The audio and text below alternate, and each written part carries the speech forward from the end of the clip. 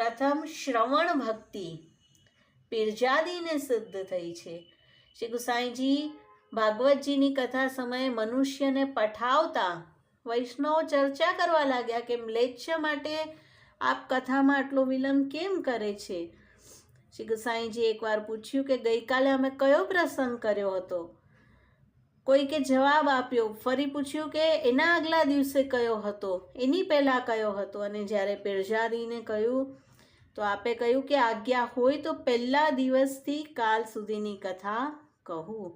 અને જેમ શ્રી ગુસાઈજી કથા કરી હતી તે જ રીતે તેઓ બોલવા લાગે. તો શ્રવણ ભક્તિ પ્રેમ લક્ષણા શ્રવણ પીરજાદીને સિદ્ધ થઈ છે. કીર્તન ભક્તિ ચતુર્બુદ્ધદાસજીને સિદ્ધ થઈ છે. 41મે દિવસે નામ નિવેદન સગરી લીલાની સ્ફૂર્તિ થઈ. શ્રી ગુસાઈજીનું સ્વરૂપ હૃદયારૂઢ થયું અને કીર્તન કર્યું છે. સેવક કી સુખ રાશ સદા શ્રી વલ્લભ રાજકુમાર.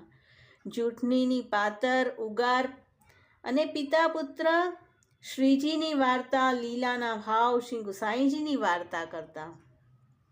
સ્મરણ ભક્તિ એક બ્રાહ્મણી ઉપરાવારી અનન્યાજીને સિદ્ધ થઈ છે. બ્રહ્મ સંબંધ થયું. શ્રી નવનીત પ્રિયજીની પરચારગી કરતા એકવાર વાસણમાં દાગ રહી ગયો અને કહ્યું અંજાને રહી ગયો હોય ગો. શ્રી ગુસાઈજીએ સામે પાર ઉતારી દીધા. દોષ બુદ્ધિ ન આવી, પ્રભુ હૈ ફેરી કૃપા કરી બુલાવેંગે. અહર્નિશ શ્રી ગુસાઈજી કે ચરણ કમલ કો સ્મરણ કરે.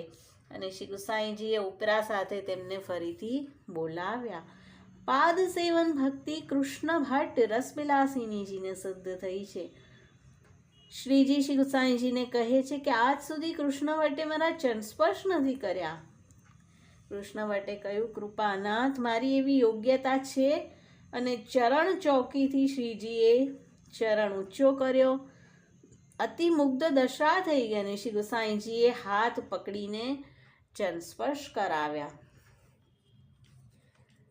5મી ભક્તિ વંદન ભક્તિ ગોપાલદાસ સારંગીજી. ભાઈલા કોઠારીના જમાઈ છે. શ્રી ગુસાઈજી પૂછે છે યહ કોણ હૈ? ભાઈલાએ કહ્યું गोमती को वर है. श्री गुसाई जी કહે છે यह तो बड़ो सूदो मुग्ध दिसत है અને गोमती को वर तो सागर चाहिए. અને ભાઈલા કહે છે આપકી કૃપા તે સાગર હોય ગો. ચરવે તાંબુલ આપ્યું. ઉજ્જવલ બુદ્ધિ થઈ.